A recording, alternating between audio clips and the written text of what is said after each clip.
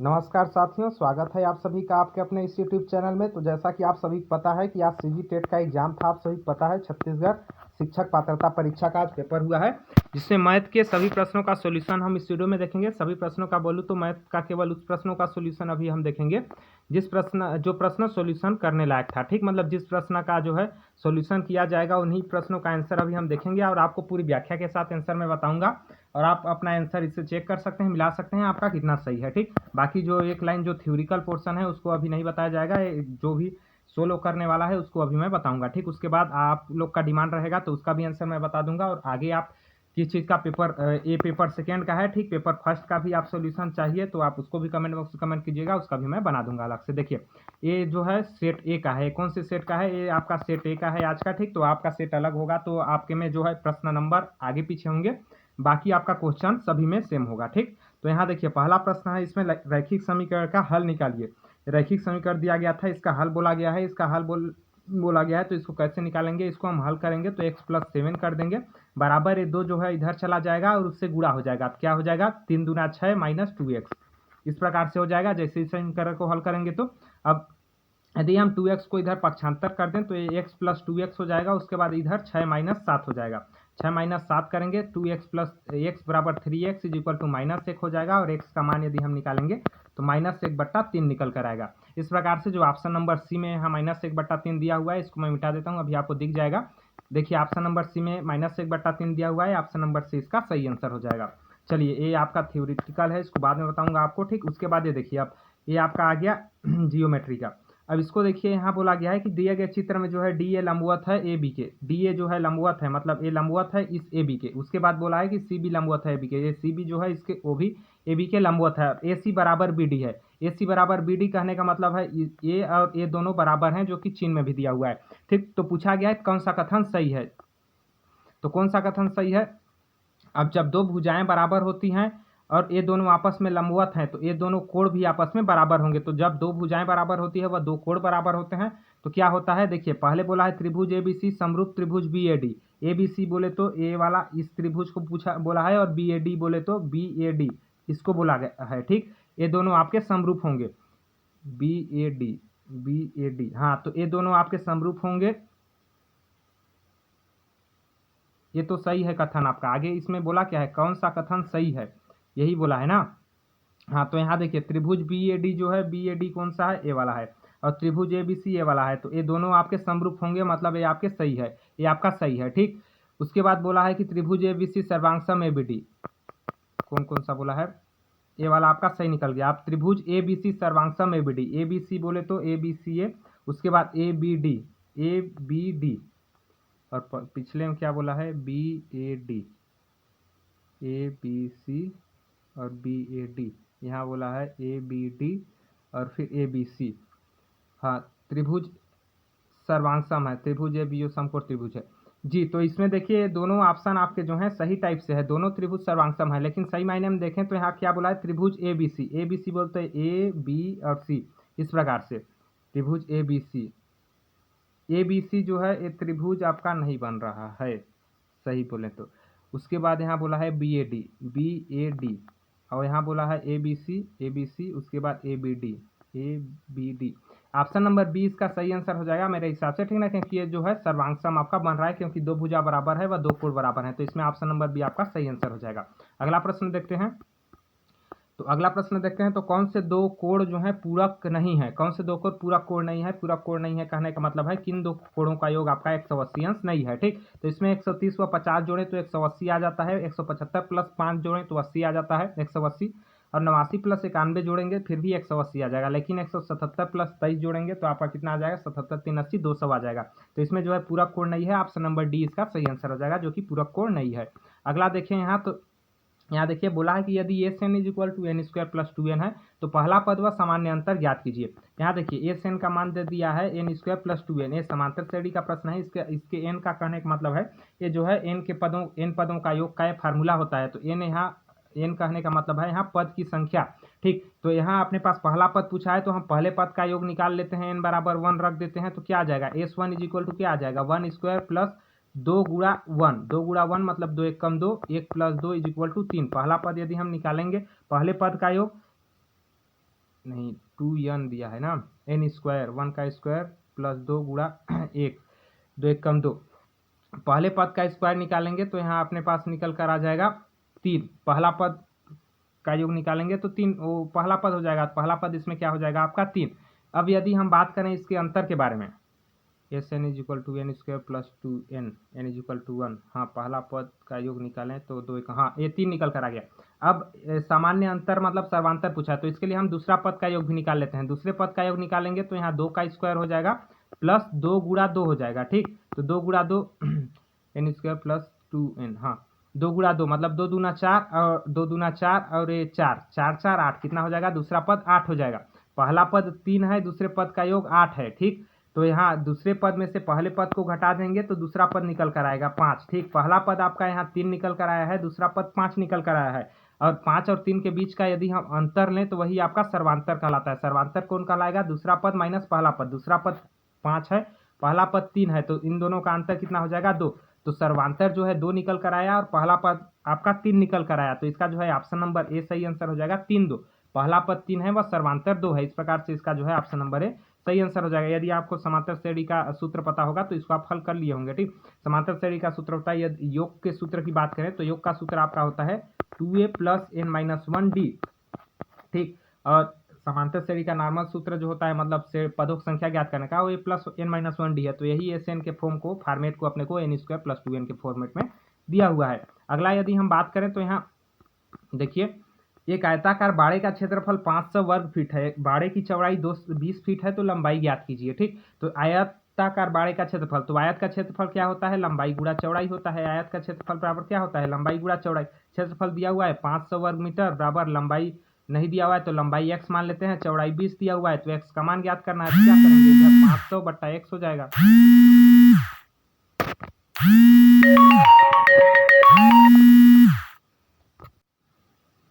चलिए, तो सॉरी यहाँ फोन आ गया था, ठीक। तो हम यहाँ x का मान ज्ञात कर रहे थे, x का मान क्या हो जाएगा, 500 बट्टा 20 हो जाएगा, इज इक्वल टू x हो जाएगा, तो मतलब लंबाई का मान। अब यहाँ से ज्ञात करें तो 0 से 0 कैंसिल, 2 से 25 दूना 50, तो x इज इक्वल टू कितना निकल कर आया, 25, ठीक। और किस में दिया हुआ है, फीट में, तो फीट ही आपका आंसर हो जाएगा, 25 फीट। ऑप्शन नंबर बी आपका इसका सही आंसर हो जाएगा। इस प्रकार से अगला देखिए, यहाँ अगला अपने पास बोला गया है कि 3x plus 2y plus 3z व 4x minus 6y plus 5z के योग से 6x plus 7y minus 2z को घटाइए, ठीक। तो पहले इन दोनों को जोड़ना है, उसके बाद इसमें घटा देना है। तो इन दोनों को जोड़ते हैं यदि हम, तो क्या हो जाता है, 3 व 4 को जोड़ेंगे तो 7x हो जाएगा। उसके बाद 2 में से माइनस 6 जाएगा तो माइनस 4y हो जाएगा। उसके बाद 3z व 5z करें तो 5 3 8z हो जाएगा, ठीक। इस प्रकार से अब नीचे वाले को घटाना है, मतलब माइनस करना है, तो माइनस 6 से 6x हो जाएगा।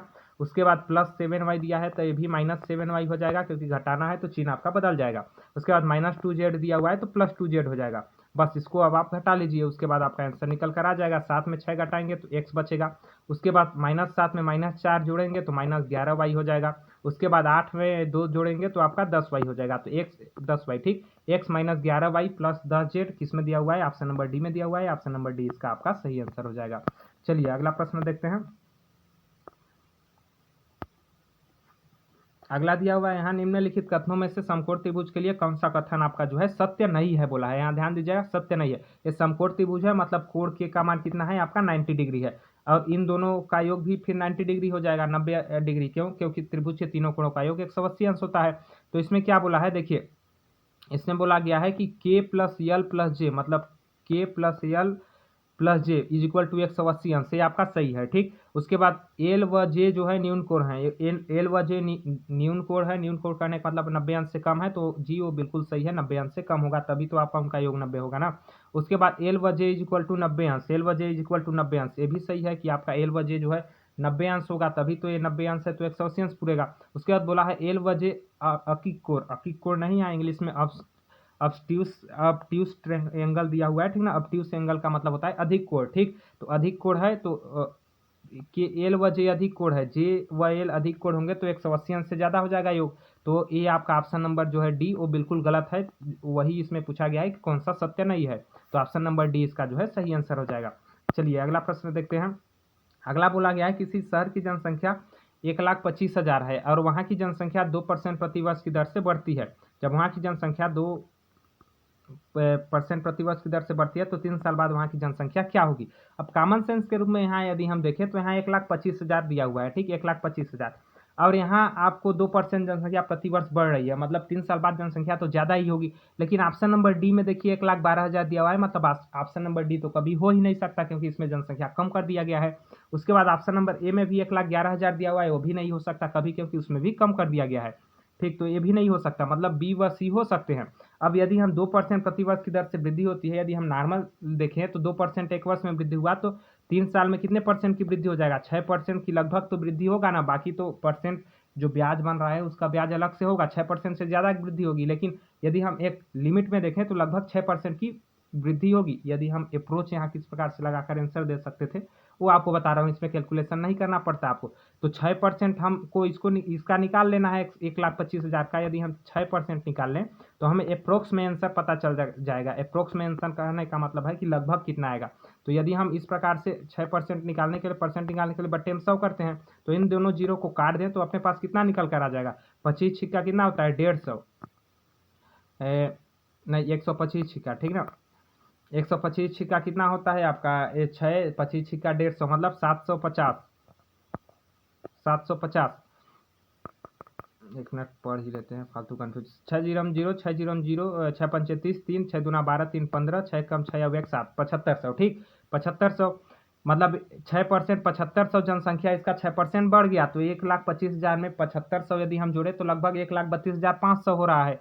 और इसमें यहाँ 1,32,000 के लगभग ये दिया हुआ है, ये जो है आपका बिल्कुल बहुत आगे दिया हुआ है, तो इसमें ऑप्शन नंबर बी आपका सही आंसर हो जाएगा। इसमें इस प्रकार से आपको कैलकुलेशन नहीं करना पड़ेगा, बाकी आप कैलकुलेशन करोगे तो आपका थोड़ा ज़्यादा कैलकुलेशन करना पड़ेगा, उससे आपको प्रॉब्लम जा सकता है इसमें, ठीक, तो इस प्रकार का अप्रोच से आप उसको आसानी से हल कर लिए होंगे, वरना समय का आपको दिक्कत चला जाएगा।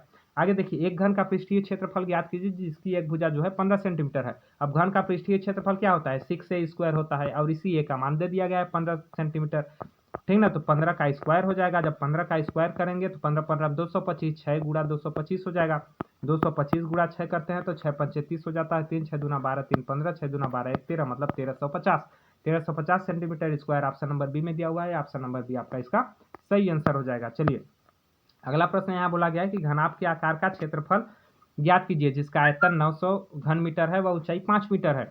अब यहाँ बोला गया है आयतन, अब देखिए घनाभ का आयतन क्या होता है, लंबाई गुणा चौड़ाई गुणा ऊंचाई, ठीक, लंबाई गुणा चौड़ाई गुणा ऊंचाई होता है, आयतन बराबर, ठीक ना, वॉल्यूम बराबर।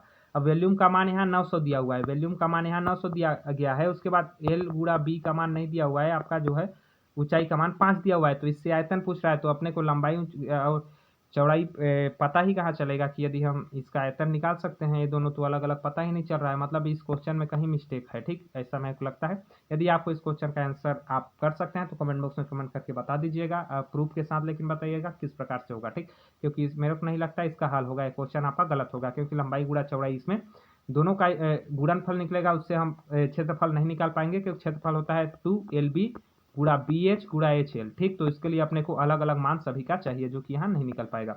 अगला देखें तो ये सब आपका थ्योरेटिकल है। उसके बाद देखिए अगला सॉल्यूशन वाला पार्ट ये है।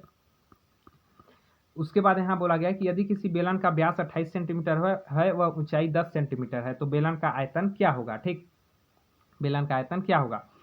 बेलन का व्यास की बात करें तो 28 सेंटीमीटर, व्यास जब 28 सेंटीमीटर है तो त्रिज्या कितना हो जाएगा, 28/2, 28/2 मतलब 14 सेंटीमीटर हो जाएगा, ठीक, क्योंकि व्यास का आधा त्रिज्या होता है।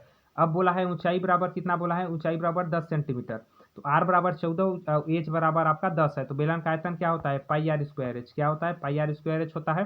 पाई का मान रख देते हैं 22/7 मल्टीप्लाई आपका हो जाएगा, इसका मान 14 है, r² मतलब 2 बार 14, उसके बाद आपका मल्टीप्लाई में कितना हो जाएगा, एच का मान कितना दिया हुआ है, 10 दिया हुआ है, तो इसको हल कर लेंगे तो अपना आंसर निकल कर आ जाएगा। काटें तो 7 दूना 14 हो जाएगा, उसके बाद इस प्रकार से 22 दूना 44 हो जाएगा और 14 दाहम 140 हो जाएगा, 140 हो जाएगा। अब इसको यदि हम करें 14 चको 56 हो जाएगा, 14 एकम 14 चको 56 और 5 61 हो जाएगा, 61 6160 लगभग, सॉरी यहाँ तो पाई में दिया हुआ है, मैं ध्यान भी नहीं दे रहा हूँ, ठीक ना, पाई का मान यहाँ रखना ही नहीं है। अब देखिए इसको हम कैसे कर सकते हैं आराम से, πr² होता है तो पाई का मान पाई ही रख देते हैं, गुणा आपका 14 गुणा 14 हो जाएगा, 14 गुणा 14 गुणा आपका 10 हो जाएगा, ठीक, तो 14 14 में 196 होता है, 196 गुणा 10 करेंगे तो 1960 हो जाएगा, 1960 पाई, जो कि ऑप्शन नंबर ए में दिया हुआ है। ऑप्शन नंबर ए इसका जो है आपका सही और सही आंसर हो जाएगा 1960 पाई हो जाएगा। ठीक, चलिए अगला देखते हैं। यहाँ देखिए ए अनुपात बी इज इक्वल टू 2:3 दिया हुआ है, बी अनुपात सी इज इक्वल टू 5:7, तो ए अनुपात बी अनुपात सी का मान पूछा गया है। तो यहाँ देखिए ए अनुपात बी इज इक्वल टू कितना दिया हुआ है 2:3, उसके बाद बी अनुपात सी कितना दिया हुआ है आपका 5:7। अब दोनों में कॉमन क्या है, दोनों में कॉमन है बी, तो बी दोनों में कॉमन है तो दोनों में बी को समान कर लेंगे। तो यहाँ 3 है, यहाँ 5 है, तो यहाँ 5 का गुणा कर देंगे दोनों में। ठीक, और यहाँ 3 का गुणा दोनों में कर देंगे तो बी समान हो जाएगा। तो कितना हो जाएगा 5 दूना 10, 5 तिया 15 हो जाएगा, यहाँ भी 5 तिया 15 हो जाएगा, अनुपात 21 हो जाएगा। तो टोटल इनका अनुपात कितना हो जाएगा 10:15:21, जो कि ऑप्शन नंबर किस में दिया हुआ है, ऑप्शन नंबर ए में दिया हुआ है 10:15:21, जो कि ऑप्शन नंबर ए आपका सही आंसर हो जाएगा इसका। चलिए अगला प्रश्न देखते हैं। ये भी आपका थ्योरिकल है, इसको देख लीजिएगा, बाकी आपको बाद में बता दूंगा। यदि आपको ज़रूरत होगा तो कमेंट बॉक्स में कमेंट कर दीजिएगा। आगे देखिए, यहाँ एक त्रिभुज का क्षेत्रफल ज्ञात कीजिए जिसका आधार 10 इंच है व ऊंचाई 7 इंच है। त्रिभुज का क्षेत्रफल पूछा है, एरिया क्या होता है 1/2 आधार गुणा ऊंचाई होता है। आधार गुणा ऊंचाई मतलब हाइट इंटू बेस। ठीक, तो यहाँ 1/2 मान रख देते हैं, 1/2 आधार का मान 10 दिया हुआ है, ऊंचाई का मान 7 दिया हुआ है, तो 1/2 गुणा 10 गुणा 7, तो 2 एकम 2, 2 पंचे 10 काट लेते हैं, 7 गुणा 5, 7 पना 35 हो जाता है, तो 35 हो जाएगा इसका आंसर। लेकिन 35 तो 2 दिया हुआ है, यहाँ ध्यान से देखिएगा तो यहाँ आपका क्षेत्रफल किस में दिया है इंच में, तो क्षेत्र मतलब यहाँ आधार इंच में दिया हुआ है, ऊंचाई भी इंच में, तो क्षेत्रफल किस में आएगा इंच में आएगा, तो 35 इंच स्क्वायर हो जाएगा, मतलब वर्ग इंच। ठीक, square inch, option number A उसका जो है सही आंसर हो जाएगा। यहाँ बोला गया है कि यदि x is equal to 1, y is equal to 2, z is equal to -3 है तब इसका मान ज्ञात करना है। मतलब इसमें इसके कहने का मतलब है कि इस समीकरण में जो है x का मान 1 रखना है, y का मान 2 रखना है व z का मान -3 रखना है और समीकरण को हल करना है। तो यदि हम मान रखें तो रख सकते हैं। ठीक, 1 का क्यूब करेंगे तो 1 ही आएगा, उसके बाद y इज इक्वल टू 2 दिया हुआ है तो 2 ही आएगा। ठीक, तो इसका मान टोटल a हो जाएगा, उसके बाद माइनस, उसके बाद 5x² y, तो 5, उसके बाद 1 का मान 1 ही हो जाएगा, 2 हो जाएगा y का मान, उसके बाद प्लस करेंगे तो 2z के लिए क्या हो जाएगा 2 गुणा -3 हो जाएगा। अब इसको गुणा करेंगे तो 2 दूना 4 निकल कर आएगा, उसके बाद 5 दूना 10 निकल कर आएगा और ये 3 दूना 6 -6 निकल कर आएगा। मतलब 10 और 6 16 हो जाएगा, 16 में 4 जाएगा -12 हो जाएगा, तो -12 इसका जो है सही आंसर हो जाएगा। ऑप्शन नंबर ए में दिया हुआ है, ऑप्शन नंबर ए आपका सही आंसर हो जाएगा। चलिए अगला प्रश्न, किसी त्रिभुज में विकर्णों की संख्या होती है। त्रिभुज में कभी विकर्ण बन सकते हैं क्या? विकर्ण तो हमेशा जिसमें 4 भुजाएं होती है उसका बनता है, जैसे आयत हो गए, त्रिभुज, चतुर्भुज हो गए, इन सभी में बनता है। तो त्रिभुज में विकर्ण की संख्या 0 आप बोल सकते हो। यहाँ आगे बोला गया है 7 सेंटीमीटर त्रिज्या वाले अर्धवृत्त की परिधि और क्षेत्रफल ज्ञात कीजिए। ठीक, पहले हम क्षेत्रफल ज्ञात कर लेते हैं। क्षेत्रफल एकदम आसान है, फिर अपने को पता चल जाएगा। ठीक, परिधि का भी क्या सूत्र होता है परिधि का, चलिए क्षेत्रफल पहले ज्ञात कर लेते हैं, उसके बाद आंसर देखते हैं पता चलता है कि नहीं। तो वो क्षेत्रफल क्या होता है आपका, वृत्त का क्षेत्रफल πr² होता है, तो अर्धवृत्त का क्या हो जाएगा 1/2 πr²। अब यहाँ देखिए 1/2 पाई का मान 22/2 हो जाएगा और फिर r का मान कितना दिया है 7, तो 7 गुणा 7 हो जाएगा। इसका यदि हम मान निकालना चाहें तो इसका मान हो जाएगा कितना हो जाएगा 2 दूना 4, 22/7, 7 गुणा 7 हो जाएगा। ये बहुत लंबा कैलकुलेशन जाएगा क्या, πr², 1 मिनट, 22/7 सेंटीमीटर त्रिज्या वाले 22/7, यहाँ 2 लिख दिया हूँ तब है यहाँ गलत, यहाँ 7 होगा। ठीक ना, यहाँ 7। अब देखिए 7 से 7 कैंसिल हो जाएगा, 2 11 दूना 22 हो जाएगा, 11 7 77 हो जाएगा, मतलब 77 सेंटीमीटर स्क्वायर किस में दिया हुआ है, ऑप्शन नंबर 2 में दिया हुआ है 77। ठीक, तो कौन सा सही होगा, अब इसको ध्यान से समझिए। 77 जब इतना दिया हुआ है आपका क्षेत्रफल, तो इसका परिधि तो लगभग आपका जो है परिधि लगभग आधे के बराबर ही होता है, लगभग यदि हम आधे के आसपास होता है। तो यहाँ बहुत ज़्यादा परिधि दिया हुआ है, 72 परिधि का भी हो ही नहीं सकता है। ठीक ना, जिसका 77 से क्षेत्रफल हो, तो आपका ऑप्शन नंबर सी सही आंसर हो जाएगा। कॉमन सेंस लगाइए, इसमें हल करने की जरूरत ही नहीं है, एक ठो निकाले अपने पता चल जाएगा। आगे देखिए, तो ऑप्शन नंबर सी उसका जो है आपका सही आंसर हो जाएगा इसका। ठीक, 36 व 77।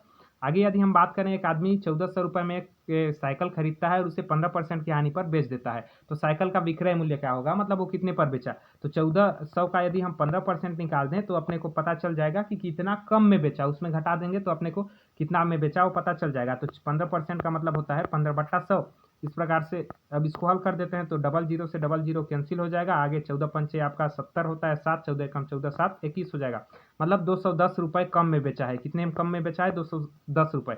खरीदा कितने में था 1400 रुपये में, और इसमें कम में कितना बेचा 210, तो कितने रुपए में वो बेच दिया साइकिल को, 1400 में 210 घटा देते हैं, 0 में 0, 10 में 1 गया 9 हो जाएगा, 3 में 2 गया आपका जो है 1 हो जाएगा, उसके बाद 1 में गया 1190 रुपये में वो साइकिल को बेच दिया, जो कि ऑप्शन नंबर ए में दिया हुआ है।